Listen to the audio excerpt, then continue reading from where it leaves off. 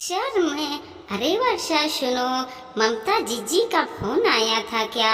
अभी तक उन्होंने बताया ही नहीं कि मायरे में क्या देना है। आप घर चले जाते ना उसके। अगर वो लिस्ट नहीं दे रही है तो खुद ही लिस्ट मांग लो। तुम्हें क्या लगता है मैं उसके घर नहीं गया था?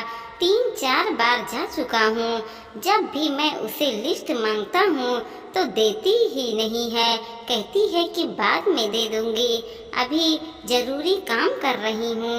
वैसे भी उनका छोटा परिवार है, ज़्यादा कुछ तो देना नहीं पड़ेगा। तरुण ने अंदर आते हुए कहा। उसकी बात सुनकर वर्षा ने मैं सिर हिला दिया। ये देखकर तरुण उदास होकर बैठ गया। अभी अभी ऑफिस से वो घर ही आया था, पर ऐन मौके पर लिस्ट देंगे तो हम शॉपिंग कैसे करेंगे? माना कि परिवार छोटा है, पर शॉपिंग तो करनी ही पड़ेगी ना। और हमें थोड़ा ना पता है कि वो क्या क्या मांगेंगी। वैसे भी ममता जीजी थोड़ी लालची। कहते कहते वर्षा रुक गई, पर तरुण समझ गया कि वर्षा क्या कहना चाहती है। पर ममता जीजी का स्वभाव ही ऐसा रहा है, उसके आगे इसलिए वो कुछ ना बोल पाया। तभी अम्मा अंदर से आते हुए बोली, चल तरुण, मैं तेरे साथ चलती हूँ। आज मैं खुद ही लिस्ट मांग कर ले आऊंगी। पता नहीं क्या समझती है अपने आप को, पर्ची देने में ही रोना आता है।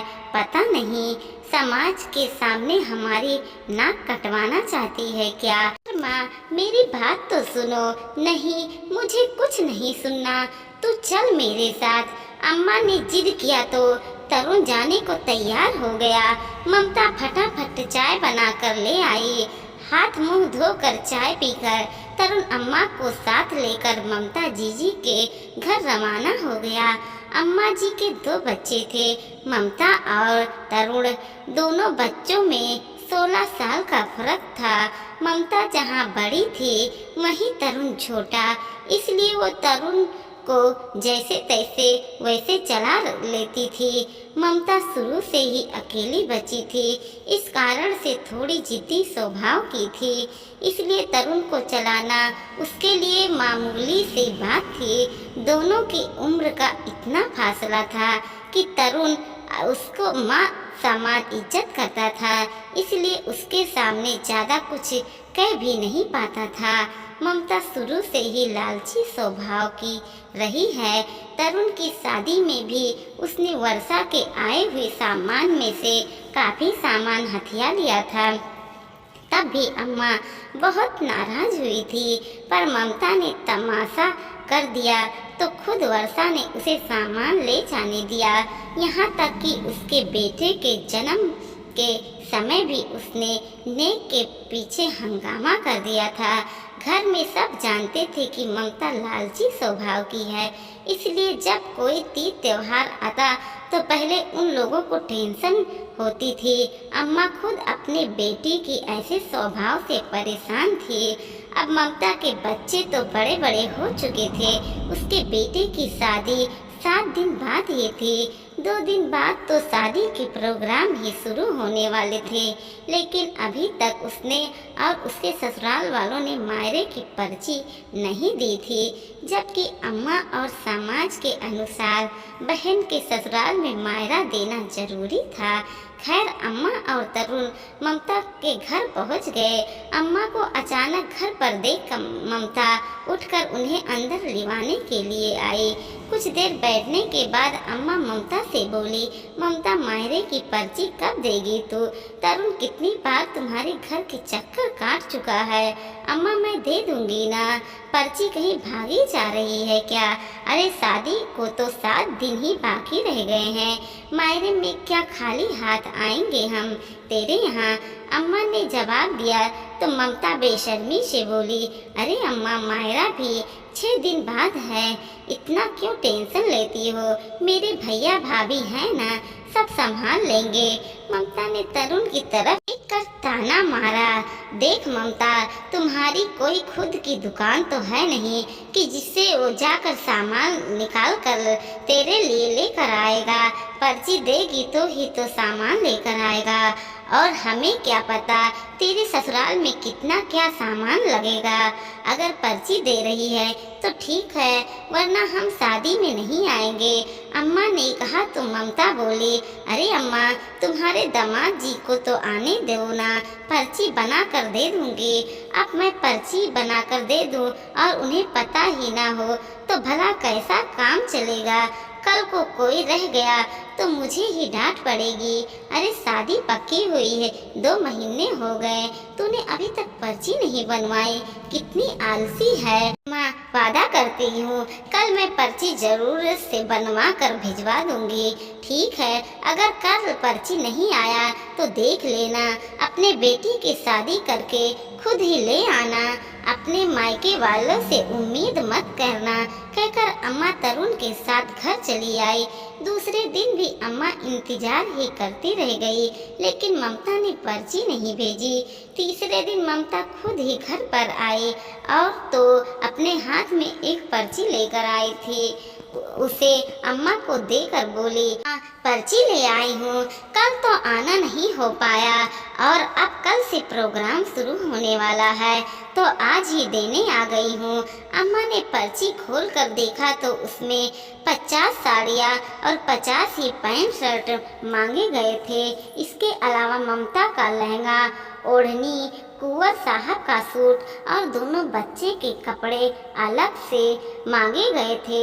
ऊपर से कोई सोने का गहना आरती की थाली में रखने के लिए। पर्ची देखकर अम्मा बोली, अरे ममता, तेरा इतना बड़ा तो परिवार नहीं है जितना तूने पर्ची में लिख दिया है। ये सुनकर ममता भड़कते हुए बोली, ये तो मैं लूँगी ही, आखिर मैं भी तो दूसरे को लेकर बैठी हूँ तो उन्हें भी तो दिलवानी भी पड़ेंगी। और मायरा इतना ही महंगा लग रहा है तो मायरे की पर्ची के लिए क्यों घूम रहे थे। अच्छा होता मायरा देना ही नहीं पड़ता आपको। अम्मा कुछ कहने को हुई तो वर्षा ने इशारा से चुप रहने को कहा। ममता तो अपने भड़ास निकाल कर वहाँ से चली गई। पीछे अम्मा ने कहा, लो देखो, तुम्हारी बहन को मैंने पहले ही कहा था कि मुंह खोलेगी ना तो पता नहीं क्या क्या बोलेगी। इससे तो अच्छा उसकी सास से ही पूछ लेते, पर तुम लोगों ने मेरी बात नहीं सुनी। अम्मा, अगर हम जीजी से नहीं पूछते, सीधे उनकी सास से पूछते तो जीजी बुरा मान जाते। तरुण ने कहा, उसका बुरा मानना नहीं मानना सब एक बराबर है, कभी किसी से खुश भी नहीं हुई वो। अम्मा बोली और पर्ची वहीं टेबल पर रखकर कमरे में चली गई। वर्षा ने तरुण की तरफ देखा तो तरुण ने कहा, मुझे लगता है हमें जीजी को ही बुला लेना चाहिए। अपने लिए वो बेस वो खुद ही देख लेगी, नहीं तो हमारे लाए हुए 10 कमियां निकालेगी। आपको लगता है कि वो शांति पूर्वक आएगी और अपने लिए बेस खरीद के चली जाएगी? उम्मीद तो नहीं है, पर जीजी का कोई भरोसा नहीं है। हमारा दिया हुआ तो उसे कभी नहीं पसंद आता ही नहीं, तो उसे ही बुलवा लो। अपनी बेस खुद ही देख लेगी और खुद ही अपनी पसंद का खरीद भी लेगी। बाकी लोगों के लिए लोग आज ही जाकर ले आते हैं। वर्षा को भी तरुण की बात जच गई। तरुण और वर्षा उसी समय रवाना हुए और सारा सामान खरीद कर ले आए। सिर्फ ममता के लिए बेस नहीं खरीदा। घर आकर उन्होंने ममता को फोन लगा दिया, जीजी कल तो प्रोग्राम है, परसों आप आ जाना, जो आपको आपकी पसंद का बेस खरीदवा देंगे। ममता इस बात पर राजी हो गई। तीसरे दिन ममता का वो लोग इंतजार करने लगे, लेकिन सुबह से शाम होने को आई, वो अभी तक मायके नहीं पहुंची। 3-4 बार फोन लगाने पर भी उसने यही कहा कि हाँ मैं अभी आ रही हूँ। आखिर थक हार कर शाम को उसका फोन आया कि तुम बाजार में पहुँचो, मैं वहीं मिल जाऊंगी। आखिर बाजार में पहुँचा तो वहाँ ममता अपनी नंद के साथ आई थी। ममता अपनी पसंद की दुकान पर ही उन लोगों को लेकर गई। वहाँ जाकर उन्होंने बेस निकलवाने शुरू किए, पर ममता की हेल्थ इतनी ज़्यादा थी कि उसकी कमर के साइज के लहंगे ही नहीं मिल रहे थे। आखिर थक हार कर दुकानदार ने कहा, देखिए बहन जी, आपकी कमर की साइज के लहंगे नहीं मिल रहे हैं तो आप उनकी जगह पर एक हैवी साड़ी ले लो, क्योंकि इतना वक्त नहीं है कि हम लहंगा तैयार करवा के आपको। शादियों का सीजन चल रहा है, इस समय हमारे कारीगर बिजी हैं। आखिर ममता को साड़ी ही देखनी पड़ी, लेकिन साड़ी भी फिर भी कोई ऐसी वैसी नहीं।